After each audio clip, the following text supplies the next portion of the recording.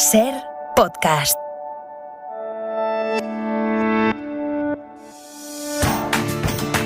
La Ventana, con Marta del Vado.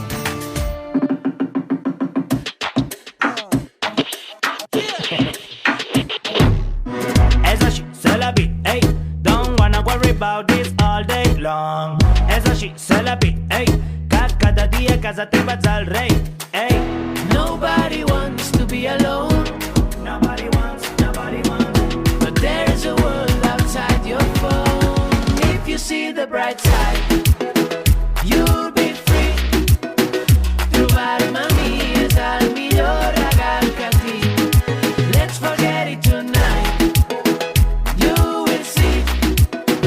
Trobar-te a tu és el millor regal que tinc. Let's forget it tonight. Agua.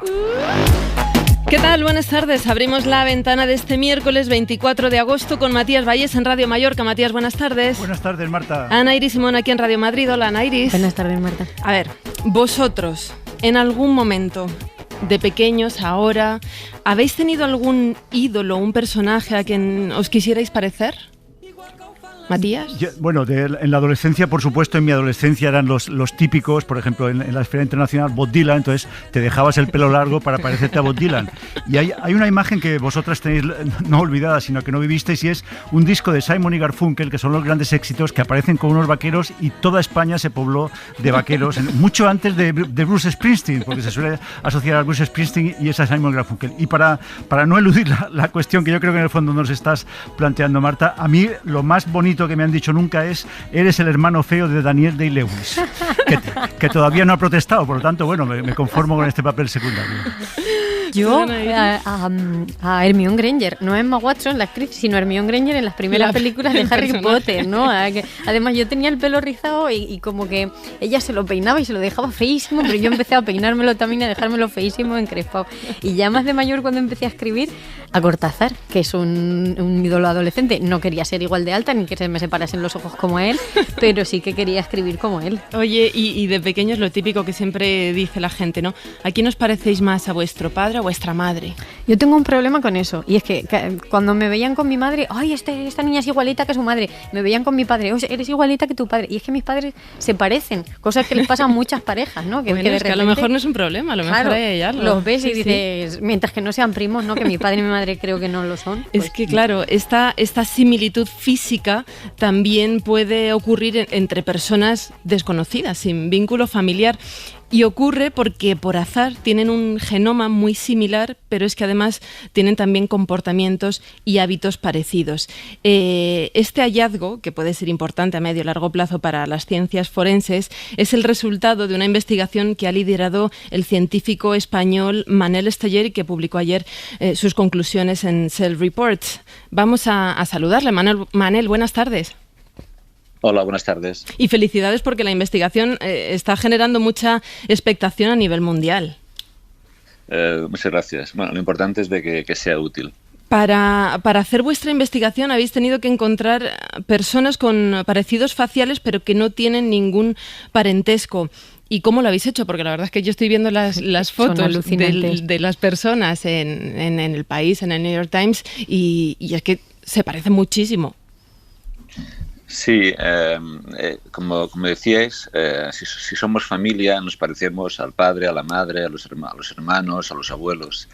Pero la cuestión es por qué hay gente que no es familia y se parece a veces mucho. Entonces lo que hicimos nosotros, esto está cambiando mucho porque hoy en día pues las nuevas generaciones están buscando gemelos virtuales, que llamamos, online, usando diferentes apps y diferentes aplicaciones. Pero nosotros lo que hicimos, un poco más clásico, es me di cuenta que existía un fotógrafo que había estado recopilando de forma artística fotos de estas personas. Entonces le contactamos a él, nos pusimos en contacto entonces con estos dobles virtuales y empezamos a recoger el material biológico para poderlos estudiar, para saber cuál era la causa exacta de por qué parecían tan similares. Y la causa exacta es eso, es que tienen genomas muy parecidos al azar. Exactamente. Miramos, primero les hicimos en sus caras, les hicimos pasar 3 programas de reconocimiento facial. que son similares a los que se usan en los aeropuertos o la policía o para abrir el iPhone. Y aquellos que dieron una puntuación elevada en el reconocimiento facial, se analizó su ADN, su genoma, su epigenoma, que básicamente es que controla la expresión del ADN, y el microbioma, que es cuántas bacterias y virus tienes dentro del cuerpo, y qué tipo de bacterias y virus. Y entonces lo que se vio es que verdaderamente lo que los juntaba, lo que agrupaba a las parejas de dobles entre sí, eran partes del genoma, variantes genéticas en el ADN. Quiero felicitarte antes que nada, Manel, por el impacto brutal, mundial, planetario del estudio. Es decir, es que ahora se pueden mirar las portadas de todos los medios de comunicación del planeta y en todos están estas fotos, ¿no?, de estas 4 parejas, me parece que son que habéis divulgado las caras reales, lo cual quizá demuestra que los habitantes del planeta somos todos más parecidos entre nosotros de lo que pensamos, ¿no? Reaccionamos a los mismos estímulos. Sí, yo además creo que despierta la curiosidad. O sea, en ciencia a veces hay artículos muy importantes pero muy complicados, ¿no? Y la gente, el público general no llega a coger la atención por los mismos, pero este despierta una curiosidad innata, porque a todos nos han dicho, pues he visto a alguien que se parece a ti, ¿no? Y eso que era una anécdota, pues ahora hay una base científica más o menos de por qué ocurre. Oye, Manel, y a mí lo que más me ha sorprendido del estudio es que no solo se parecen físicamente, sino también en los gestos que hacen, ¿no? O incluso en sus hábitos. ¿Y cómo se explica esto? Eso es más complicado. Nuestro estudio la principal conclusión tiene que ver con los rasgos de la cara, pero como hicieron un cuestionario con más de 75 preguntas sobre diferentes aspectos, estaban casados, nivel de estudios, altura, peso, etcétera, nos dimos cuenta de que, por ejemplo, hay otros aspectos físicos que estaban también ligados, la altura y el peso, pero también otros que eran ya más complejos, ¿no? Y que requerían más estudio, ¿no? Por ejemplo, el uso del tabaco. Y esto tiene que ver en parte también porque se cree que el hecho de tener personalidades más adictivas está asociado también a variaciones genéticas. Pero hay una cosa, el debate de la genética es el compromiso entre lo que se llama la naturaleza de la alimentación en inglés, ¿no? Nature and nurture. Vuestro estudio es un triunfo, pero vuestro estudio es entonces un triunfo de lo innato sobre lo adquirido, es decir, somos lo que nacemos por encima de lo que pase luego. El estudio busca dar luz también a esa cuestión de la naturaleza versus el ambiente, si quieres hablarlo o decirlo así.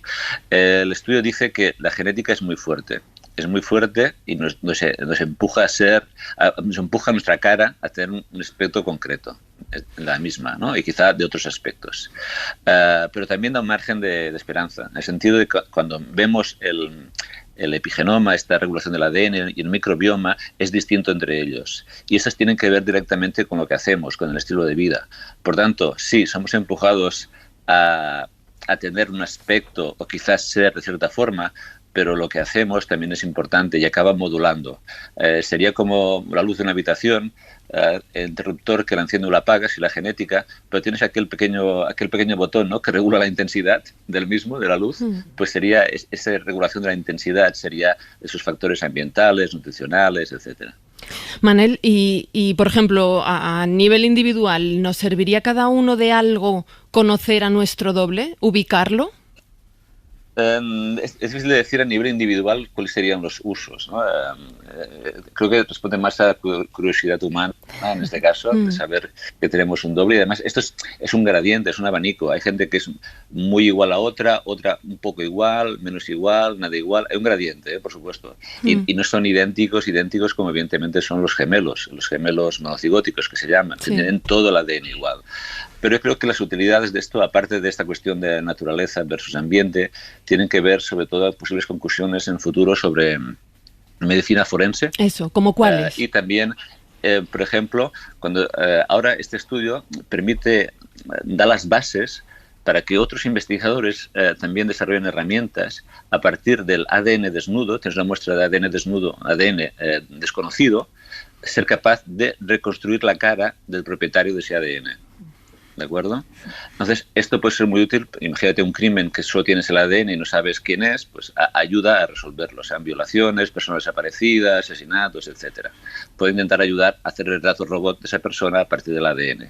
¿Y sería es un retrato ajustado ahora, Manel, este retrato? Todavía no lo tenemos. Ahora son estas bases. Ya ha habido otros intentos de hacerlo, usando simplemente personas, imagínate, cogiendo 1000 personas con la nariz grande, a ver en qué se parecían, el genoma, ¿no? Sí. Y otros con las orejas salidas, ¿no? Para intentar hacerlo. Pues este estudio es el primero que usa estas parejas que son muy similares, ¿no? Y detecta pues entre unos 2000 genes que son importantes para los aspectos de la nariz, de la boca, de los ojos, de la frente, incluso de llevar gafas o no, etcétera, ser más o menos calvos, ese tipo de cosas. Y coincide con un aspecto de la cara, te permite reconstruir hasta cierto punto. No es el objetivo del estudio, el objetivo es dar los datos para que ahora otra gente, con las herramientas de informáticas adecuadas, sean capaces de hacer ese tipo de programas. ¿Coincide con los estudios que se habían hecho hasta ahora con los gemelos separados al nacer, aquella historia de que un gemelo formado en España y en Australia, separados, tiene los mismos rasgos, tiene los mismos hábitos, les gusta la misma comida? Sí, eso descubrimos nosotros ya hace tiempo, en el año 2005, fue ese descubrimiento. Y este es el otro lado de la moneda. Esa gente, esos gemelos, tienen el mismo ADN, 100% idénticos, ese ADN. Pero sabemos que pueden ser más o menos extrovertidos, introvertidos, más o menos con distinto peso, y eso demostramos que ha debido a diferencias epigenéticas de la regulación del ADN en ese caso, porque en ese caso el ADN sí que era idéntico, y lo que es distinto es debido a cómo se modifica y controla ese ADN. Y habéis trabajado en colaboración con un artista canadiense que fotografiaba personas que se parecían mucho, pero ¿cuál era el procedimiento a su vez de este artista canadiense para encontrar a esa gente, ¿no? Porque en un mundo tan globalizado pero tan amplio... Es complicado porque... Sí. Pero ese es François Brunel, es el artista, y él pues lleva más de 15 o 20 años buscando a esta gente, y lo ha hecho de una forma bastante, no muy automatizada. Básicamente ha ido preguntando, ¿conoces a alguien que conoce a alguien? Y eventualmente ha ido sacando a esta gente. Hoy en día, como he dicho, ya empiezan incluso a haber apps para que los adolescentes empiezan a buscar dobles por internet. Y como un uso importante o interesante es que en parte estas personas están siendo producidas, que se parecen bastante, porque cada vez somos más en el planeta. Al haber más, las probabilidades de que hayan más dobles pues aumentan. Claro, en este caso. Y hay dobles, pero también entiendo que puede haber triples o cuádruples, ¿no? Esta gente que tu cara me suena, ¿no? Que hay gente con los rasgos comunes. Exactamente, porque es un gradiente esto. Estos no son dobles 100%, claro. Son personas que se parecen a otras, pero se parece un poquito menos. Uno se parece al otro en un 70%, otro en un 60%, en un 85%. Ahí se puede hacer una graduación matemática con estos programas de reconocimiento facial que he comentado. ¿Y hay genomas que son más susceptibles a replicarse que otros? No, en principio no hemos encontrado nada en ese sentido. Hay un aspecto interesante que, si me permites comentar, es que otra consecuencia del estudio importante en medicina es el camino reverso, no del ADN a la cara, sino de la cara al ADN. Es decir, ahora existe la posibilidad, otra vez, con desarrollos de inteligencia artificial, a partir de los rasgos de la cara, intentar deducir los genes o las variaciones genéticas de esa persona. Eso puede ser importante para el diagnóstico precoz de enfermedades genéticas. Antes de que te miren el ADN, el detalle, etcétera, una especie de cribado previo para deducir a partir de los rasgos de la cara qué tipo de variaciones genéticas tienes. Y puede ser útil en diagnóstico, como he dicho, temprano de enfermedades diversas. Es que estáis a un paso, Manel, de la clonación del carácter, ¿no?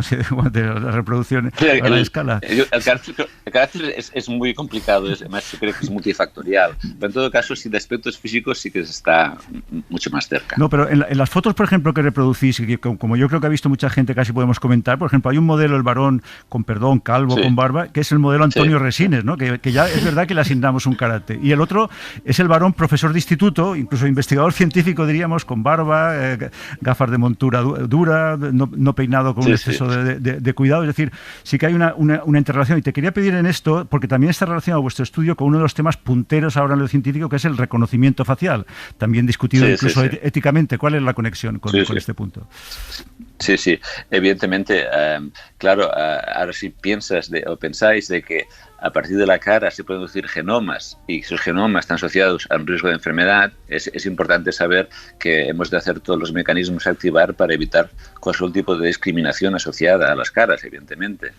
Y tampoco quiere decir esto que las caras determinan los caracteres de ninguna manera. O sea que puede haber rasgos genéticos asociados, puede ser.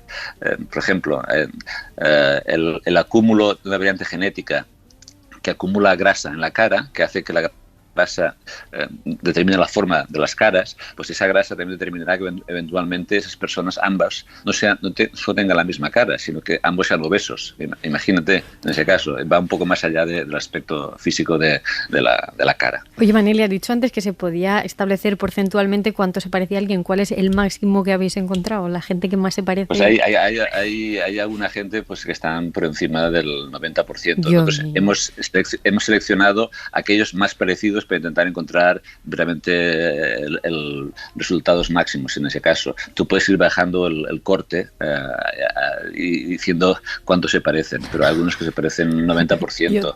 Y en realidad ya... ¿Tú los distinguías, Manel? Sí, una gente dice, por ejemplo, que abren el teléfono iPhone con la cara de su hermano, ¿no?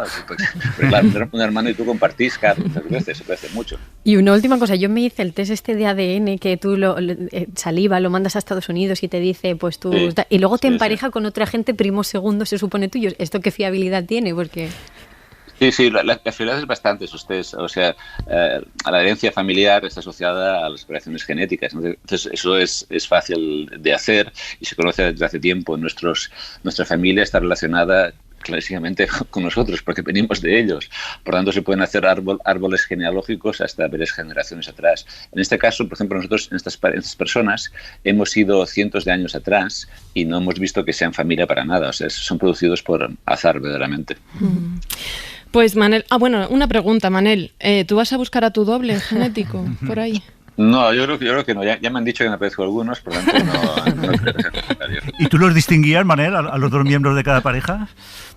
Yo en este caso me he mantenido un poco de forma objetiva. He dicho que hablen los números, que hablen los programas, 85%, 75%, he preferido estar un poco alejado. Evidentemente se parece mucho. Manel Esteller, científico principal del estudio publicado en Cell Reports. Gracias por estos minutos en La Ventana y por atendernos desde Nueva York. Gracias a vosotros. Nothing here to fear. I'm just sitting around being foolish when there is work to be done. Just a hang-up call and the quiet breathing of our Persian we call Cajun on a Wednesday. So we go from here to here with cigarettes we've been keeping. Though you say you're not a temperament.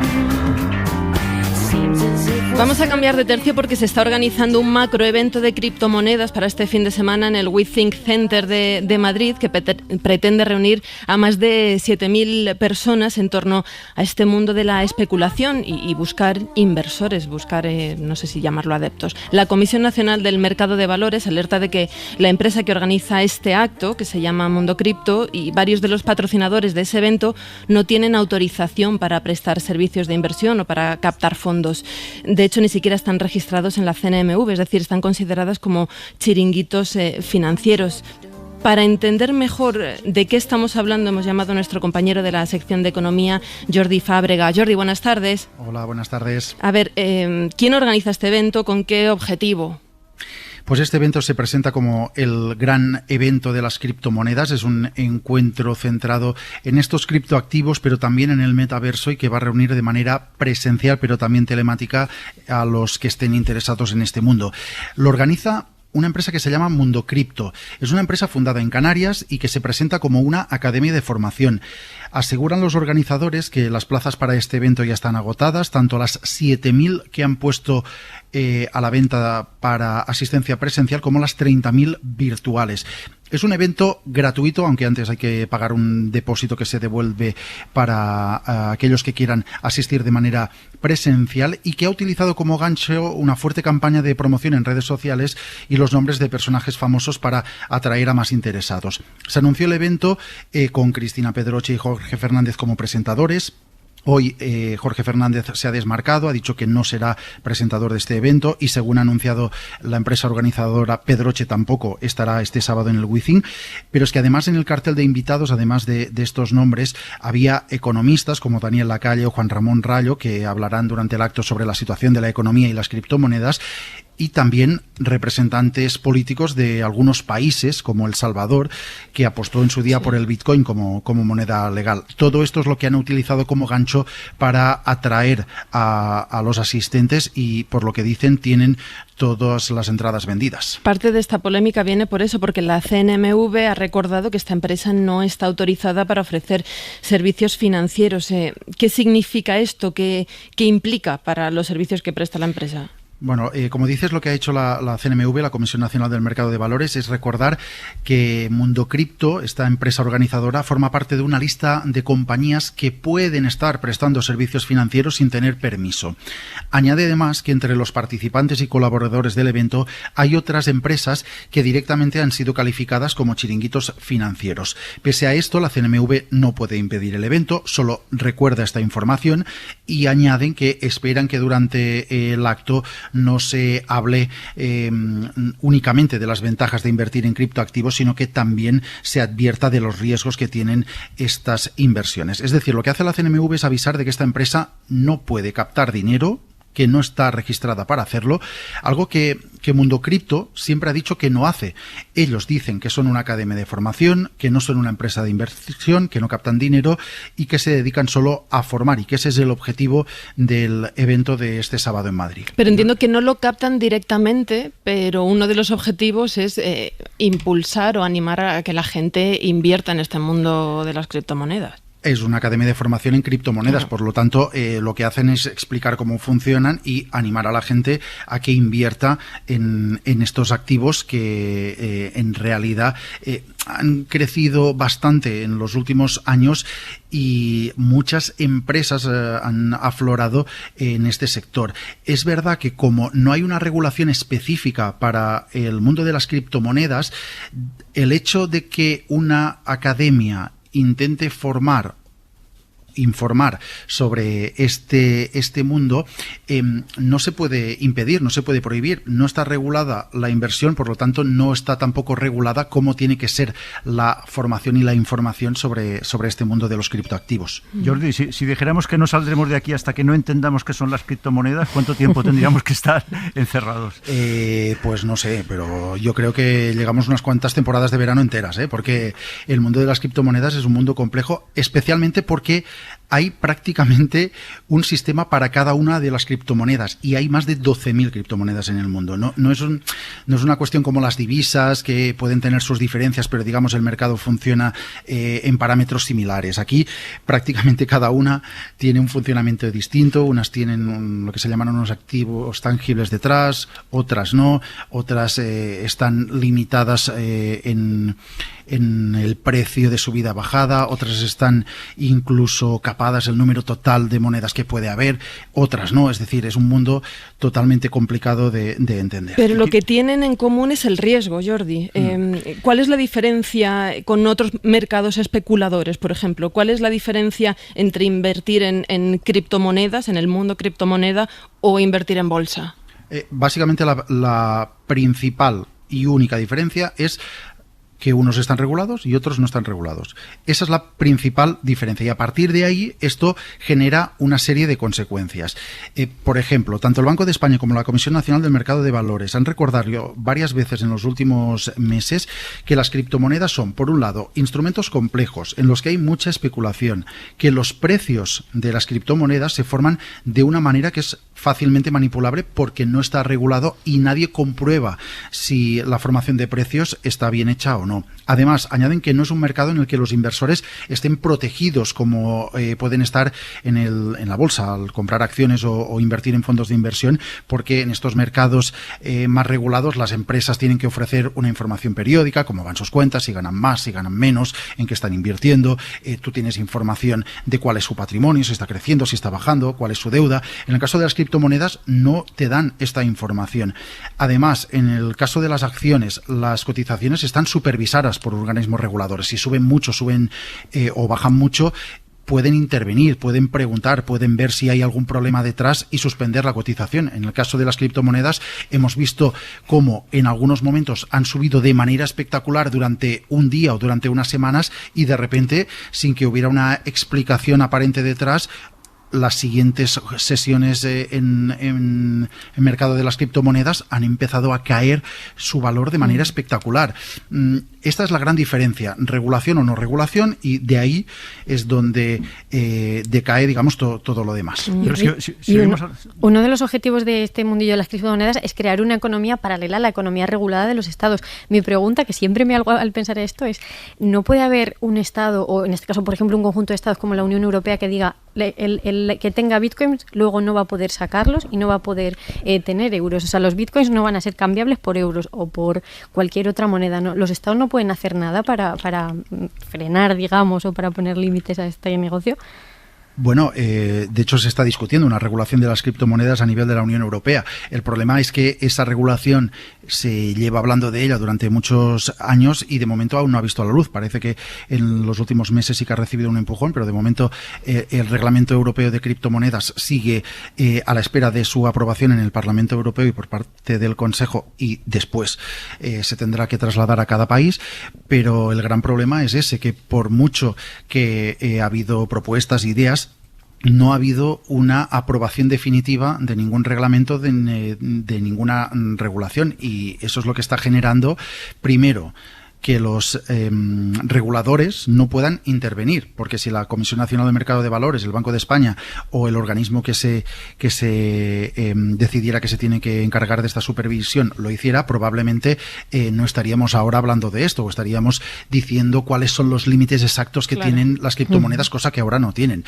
Por eso esta regulación es tan necesaria, es lo que dicen los reguladores, para empezar a controlar este mundo que, claro, cuando empezó era un mundo muy pequeño, pero que en los últimos años, especialmente desde que llegó la pandemia, ha crecido de manera espectacular. ¿Y por qué no llega esta regulación? ¿Hay intereses de gente que realmente poderosa como Elon Musk, se me ocurre, o empresarios realmente potentes que tengan interés en que no se regule esto?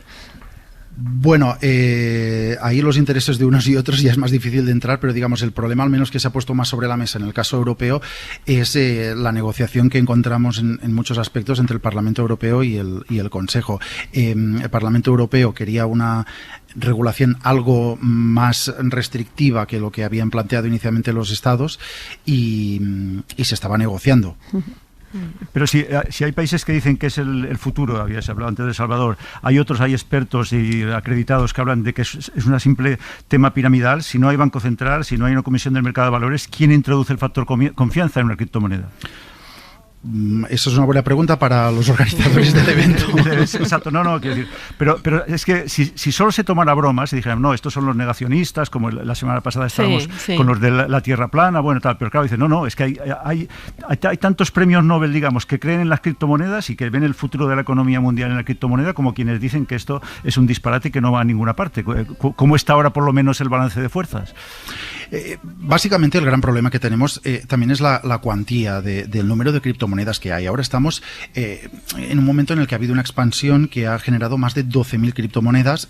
Esto todo el mundo, o prácticamente todo el mundo, nos dice que es insostenible. El número de criptomonedas se tendrá que reducir, se tendrá que concentrar en unas cuantas, y a partir de ahí, pues a partir de una regulación que permita su funcionamiento, pues puede que tengan un papel a jugar en el futuro de la economía mundial. La cuestión es qué criptomonedas van a utilizarse y para qué. Si son un método de pago, es decir, un sistema que yo puedo utilizar para ir a comprar o al supermercado o hacer algún tipo de compra, o bien si estamos hablando de un producto financiero, es decir, de si es una inversión. Pues estaremos pendientes de lo que pasa y también de ese aviso de la CNMV y del Banco de España, que han advertido que de los riesgos que implica invertir en estos criptoactivos, aunque la ausencia de regulación, como contaba Jordi, pues impide que las entidades supervisoras actúen contra ellas como contra otros activos convencionales. Jordi Fábrega, muchas gracias por la explicación. Un abrazo. Hasta luego.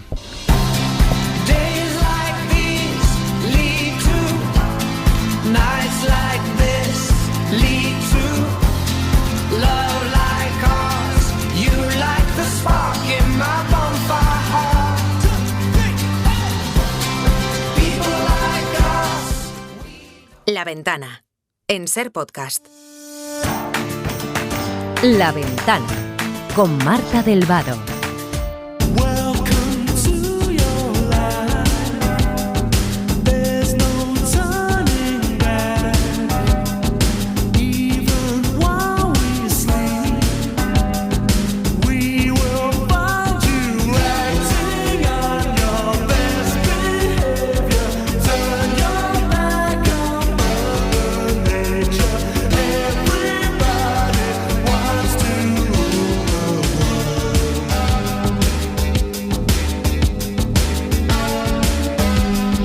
Son las 5 menos 20, las 4 menos 20 en Canarias. Estamos hoy tomando café con Matías Vallés y con Ana Iris Simón. Otra de las noticias del día, ya lo saben, es que se cumplen 6 meses de la invasión rusa en Ucrania y estamos escuchando desde hace días, además, testimonios de ucranianos, ucranianas que han tenido que huir de su país, otros que han decidido volver, otros que nunca llegaron a salir y que han tenido que acostumbrarse, si es que se puede, a vivir en una situación de guerra. Pero mientras, ¿qué está pasando en Rusia, más allá de la amenaza sobre cortar o no el gas a Europa? Vamos a Moscú, saludamos al corresponsal Javier González Cuesta. Javier, buenas tardes. Hola, buenas tardes. Javier, ha seguido el funeral de Daria Dugina, la hija de uno de los principales ideólogos del Kremlin, asesinada en un atentado hace unos días. Un acto que se ha convertido en un alegato a favor de la invasión. Sí, el funeral fue ayer y en él reapareció por primera vez en público su padre, Alexander Dugin, que, como bien dices, mucha gente considera que es el Rasputín de Putin, pero realmente sería más bien el ideólogo del sector más ultranacionalista ruso, porque bueno, el gobierno ruso es vertical, Putin está en la cúpula del poder, pero debajo hay varios sectores y cada uno de ellos influye de una manera en el gobierno intentando ganarse su favor, el favor de Putin. Y dentro del sector ultranacionalista, que tuvo su gran año en 2014, cuando impulsaron y promovieron la guerra de Donbass, Alexander Dugin era uno de los referentes, uno de los ideólogos de ellos. Y en el funeral de su hija, él hizo un alegato porque hay que reforzar el acoso contra Ucrania, los bombardeos. Dijo que su hija era una víctima, había muerto por Rusia, era un sacrificio por el país. Y a él se sumaron otros personajes del sector ultranacionalista. Por ejemplo, uno de los líderes el líder del tercer partido más importante en la Duma, que todos dentro de la Duma, del Parlamento, todos apoyan a Putin, que dijo que recordando una frase que sería más bien de los años 30, dijo un país, un presidente y una victoria. Todo el mensaje era en ese sentido a reforzar el ataque contra Ucrania. Javier, ¿y realmente Alexander Dugin era el ideólogo de cabecera del Kremlin? Porque yo creo que en los medios occidentales han hecho un poco de lío. Primero decían que sí, luego salió información de que de hecho fue apartado de la universidad, ¿no?, por el Kremlin, por roces y críticas, de hecho, a Putin. Entonces, ¿cuál era realmente el estatus de este filósofo y por qué es tan peligroso, por qué es considerado tan peligroso por Occidente, sus teorías eurasianistas?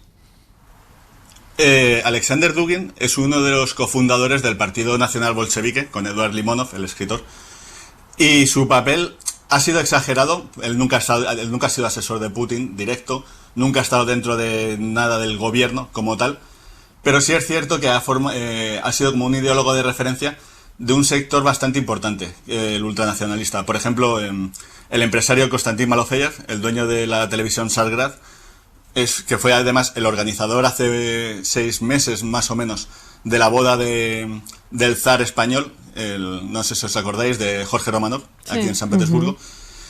Pues Occidente y también en parte de lo que son los separatistas prorrusos y de los voluntarios han reconocido y han señalado que fueron los que impulsaron la aparición de grupos paramilitares en Donbass cuando ya las manifestaciones se estaban apagando allí después de la anexión de Crimea. Alexander Dugin ha sido siempre importante hasta cierto punto también para el contacto con los grupos de ultraderecha en Europa, porque ha tenido esa aureola de filósofo, de intelectual. Y es cierto que algunas de las ideas que él ha defendido han sido asimiladas o han repercutido en cierta parte en lo que es los grupos más ultranacionalistas. Por ejemplo, decías lo del eurasianismo, eso forma parte de su visión de que Rusia está en lucha contra Occidente, en una lucha eterna. De hecho, él en su página geopolítico.ru, él habla de que Rusia sería como la antigua Roma, la vieja Roma, y Occidente, las democracias, serían como Cartago. Y siempre él se equiparaba con la frase de Catón de Cartago tiene que ser destruida. Y luego también otra influencia que él ha tenido es en estos sectores, es como aunar lo que es algunas cosas del liberalismo con el fascismo y con la Unión Soviética. Todo en un sentido orientado hacia el imperialismo ruso. Dugin siempre ha sido un defensor del imperialismo, del mundo ruso, más allá de las fronteras del actual país. Todo ceñido en torno a un idioma. Por ejemplo, eso afectaría a los países bálticos, a Ucrania. Putin empleó una parte de su discurso en aquella especie de conferencia que hizo, que se ha dicho que era el sustrato intelectual, por llamarlo de alguna manera, de la invasión de Ucrania. Como aventurero desbocado, a Dugin se le conoce también por esa frase de que hay que matar, matar y matar a ucranianos. Te quería pedir, Javier, si esa es la posición dominante en Rusia, si ese es ahora el estado de ánimo de la opinión pública rusa. No, Dugin, realmente el ultranacionalismo sería una minoría en Rusia, el ultranacionalismo considerado como Dugin. Bien decías lo de matar a los ucranianos, todo este ánimo de venganza, imperialismo. Realmente, en Rusia, la situación actual, por todas las encuestas, lo que más o menos apuntan las encuestas, si se puede más o menos confiar, hay, por ejemplo, el Centro Levada, que es independiente. Las encuestas más o menos parecen fiables, la gente contesta más o menos igual que en el pasado, y todo apunta a que una gran parte de la población respalda al gobierno, aprueba lo que es la ofensiva sobre Ucrania como tal, pero no quiere que le afecte directamente a su vida. Por ejemplo, el gobierno, el Kremlin en concreto, ha rechazado hasta ahora las peticiones de estos ultranacionalistas para realizar una movilización, para que la población, pues eso, movilizar reservistas, conscripción de soldados obligatoria, que las empresas fabriquen para una industria de guerra. Eso de momento se está evitando, porque sería bastante impopular. La población no quiere eso. ¿Y cómo está afectando, Javier, cómo está afectando la guerra precisamente a la población? Porque, claro, está por un lado el aislamiento comercial y esto se traduce en falta de suministros, en cientos de empresas que han tenido que cerrar o que han dejado de prestar servicios. Sí, la economía de momento resiste. Rusia tenía un gran fondo de reservas, la mitad de él no ha sido congelado, pero bueno, estaba en otras divisas. Lo que pasa es que la economía cada vez va peor y se nota. Por ejemplo, en los nuevos presupuestos, el Ministerio de Economía reconoció que en julio el déficit de solo ese mes se comió prácticamente todo el superávit acumulado en los primeros 6 meses. Mientras tanto, todas las empresas extranjeras han parado la actividad, mantienen el empleo, pero han parado la actividad porque no quieren romper lazos con Rusia por si se pudiera arreglar la situación y volver en el futuro. Y luego, por ejemplo, en lo que son las empresas rusas, otras muchas han parado la actividad. La producción de coches, por ejemplo, se ha desplomado de 140.000 a 10.000 al mes. Algunas de las minas más importantes, las de Kuzbass, han suspendido totalmente de trabajar. Lo que se prevé es que muchas empresas y que el gobierno haga lo que hizo durante la pandemia, que son semanas laborales, como por ejemplo reducir la actividad del trabajador al mínimo, lo que también tiene, por ejemplo, trabajar 2 días, 3 días a la semana, por supuesto con el impacto que esto tiene en sus ingresos, y aguantar así. Luego también hay muchas quejas de que empiezan a faltar suministros. Eso es, a nivel calle, en el supermercado, sí. Faltan cosas. Sí, realmente de lo que son cosas no falta tanto. De hecho, también algunas cosas que estarían prohibidas, por ejemplo, los iPhone, los teléfonos, pueden llegar por importación paralela, pero los precios se han disparado. O sea, un teléfono de fuera ahora vale 4 veces más. Los precios de la comida, algunas cosas han duplicado, otras cosas valen un 50% más. Se ha encarecido todo muchísimo. Y los rusos están ahora la situación es de ahorro total. Claro. La mayoría de los rusos intentan llegar a... Miden al mínimo cada rulo. A mí me hace gracia porque podía estar describiendo lo que está pasando aquí también, ¿no? A consecuencia de toda esta situación. ¿Cuál es realmente porque se nos vende, ¿no?, que es un clima asfixiante en el que no se deja protestar a la población? ¿Realmente es así? O sea, los que son críticos con el Kremlin y con su postura belicista, ¿se les acalla o en la calle realmente se puede ser crítico, se puede hablar de esta cuestión? Bueno, me gustaría hacer un matiz, porque hace poco estuve en España de vacaciones y aunque los precios han disparado en España y no en tanto, Europa, ¿no? Realmente la situación de crisis no tiene nada que ver. O sea, aquí es incomparable, por ejemplo, con el crash de 2008. Y volviendo a la situación de la represión, de la oposición, ya había bastantes problemas para manifestarse desde hace 2 años. A raíz de la pandemia aprobaron bastantes medidas y con la persecución de Navalny que impedían manifestarse en la calle, incluso una sola persona, pero esto se ha recrudecido desde que comenzó la ofensiva sobre Ucrania, desde que comenzó la guerra. y aprobaron una ley que castiga con la cárcel cualquier medida que sea considerada como una de desacreditar al ejército ruso. Esto incluye puede incluir cualquier cosa. Os pongo un ejemplo. Hoy han detenido a un alcalde famoso bastante popular, un exalcalde bastante popular de Ekaterimburgo, porque por lo que ha dicho, porque simplemente llamó invasión de Ucrania a lo que el Kremlin llama operación especial. Pero si nos vamos a unos meses antes, y ya por poner otro ejemplo muy llamativo, hace poco condenaron a 5 años de cárcel a una profesora que, si reincide, entrará en la cárcel simplemente porque 2 alumnos le preguntaron en privado por qué no podían ir los deportistas a Europa por las sanciones. Ella culpó a Rusia y los alumnos la grabaron y la denunciaron. ¿Y los medios de comunicación? ¿No hay ningún medio, ninguna corriente rusa crítica con esto o no puede haberlo? Hay bastantes medios, pero todos o se han ido del país, claro, o los han detenido. La mayoría de los medios, la mayoría de los medios rusos que eran críticos, opositores o independientes no trabajan, han desaparecido. Han surgido otros, pero por ejemplo los países bálticos, de antiguos periodistas que han huido. Están fuera del país. Y luego está el caso de Novaya Gazeta. Una última cosa, Javier. Se han producido movimientos en el terreno, no sé si simbólicos, como los ataques ucranios en Crimea contra instalaciones militares rusas apoyados por Estados Unidos y por los países de la OTAN. Esto indica, por un lado, que Ucrania no renuncia no solo a recuperar el territorio perdido en los últimos 6 meses, sino desde 2014, pero también una vulnerabilidad entre las tropas rusas.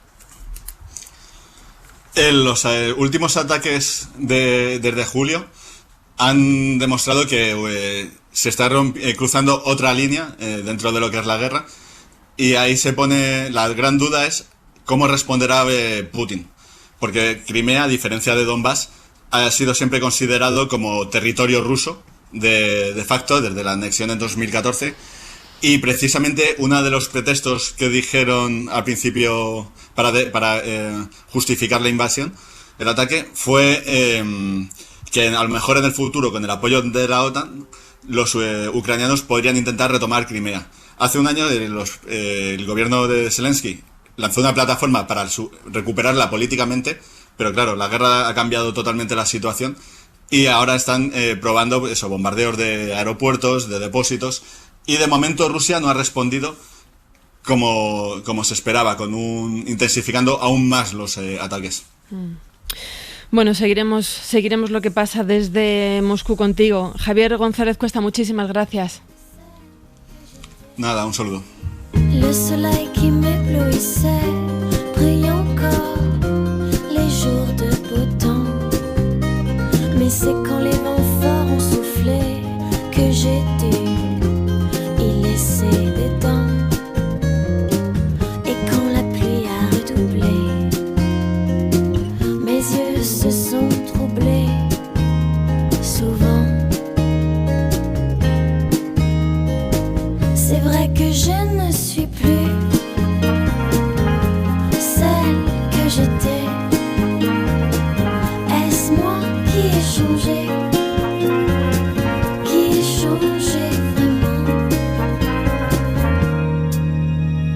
Je ne suis plus celle que j'étais, mais suis-je meilleure? Plus va le temps.